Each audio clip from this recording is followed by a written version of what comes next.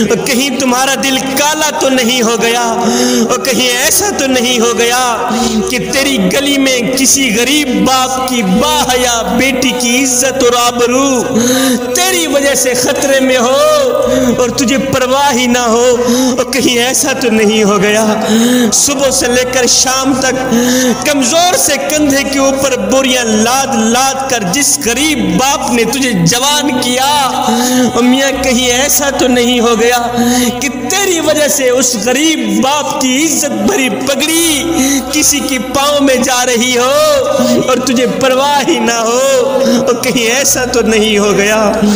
جس غریب ماں نے اپنے منہ سے نوالا نکال کر تیرے منہ میں ڈالا،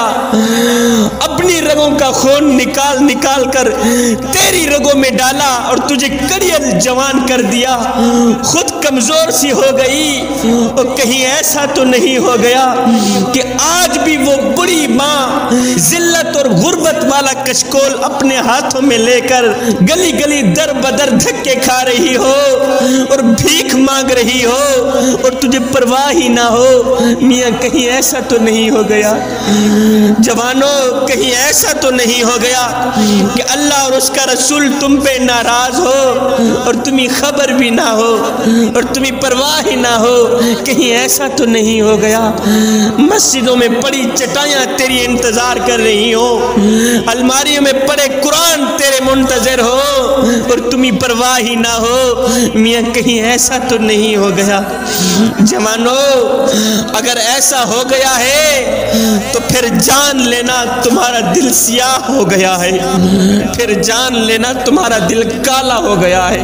اگر ایسا ہو گیا ہے تو کتنوں کو ستا کر بھی اگر رات کو تم چین کی نیند سو جاتے ہو، کتنوں کو رلا کر بھی، کتنوں کو تڑپا کر بھی اگر رات کو تمہیں سکون کی نیند آ جاتی ہے تو پھر اس کا مطلب یہ ہوا ہے کہ تمہارا دل کالا ہو گیا ہے، پھر اس کا مطلب یہ ہوا ہے کہ تمہارا دل سیاہ ہو گیا ہے جوانوں، تمہارا نازک دل جو ہے یہ سفید چادر کی طرح ہے، اسے دھبا نہ لگنے دینا، خدا نہ کرے اسے کالا دھبا لگ گیا تو پھر یاد رکھنا حق اور باطل کی تمیز ختم ہو جائے گی، جب حق اور باطل کی تمیز نہ رہی پھر گناہوں پہ گناہ کرتے رہو گے، تمہیں پتہ بھی نہیں چلے گا، پھر گناہوں پہ گناہ کرتے رہو گے، تمہیں خبر بھی نہیں ہوگی کہ ہم کیا کر رہے ہیں۔ جو شخص گناہ کرنے کا عادی بن جاتا ہے، جو شخص گناہ کرنے کا مزاج بنا لیتا ہے، پھر اس کے لیے کوئی بھی گناہ مشکل نہیں رہتا، وہ کر ہی ڈالتا ہے۔ ایک روایت میں آتا ہے کہ جب مومن گناہ کرتا ہے تو اس کی حالت یہ ہوتی ہے جس طرح وہ احد پہاڑ کے نیچے آ گیا ہو، جب مومن گناہ کرتا ہے نا تو اس کی حالت یہ ہوتی ہے جس طرح وہ احد پہاڑ کے نیچے آ گیا ہو، ابھی پہاڑ گرے گا اسے کچل ڈالے گا، لیکن جب منافق گناہ کرتا ہے تو اس کی حالت یہ ہوتی ہے کہ اس کے کپڑوں کے اوپر ایک مکھی بیٹھی ہو، اس نے ہاتھ ہلایا ہو، مکھی کو اڑا دیا ہو، یہ منافق کی حالت ہے۔ تو شبیر قمر بخاری، یہ جو ہمارا کالا دل ہو گیا ہے، یہ جو سیاہی چڑھ گئی ہے ہمارے دل کے اوپر، اس کو ہم صاف کیسے کریں؟ جوانوں آؤ، اگر تم کالا دل صاف کرنا چاہتے ہو، سیاہ دل صاف کرنا چاہتے ہو، صاف و شفاف کرنا چاہتے ہو تو میرے کریم نبی کی ایک حدیث پہ عمل کر لو، انشاءاللہ تمہارا دل صاف ہو جائے گا، پاک ہو جائے گا۔ میرے کریم نبی فرماتے ہیں اگر دلوں پہ میل چڑھ جائے تو تلاوت قرآن کر لیا کرو،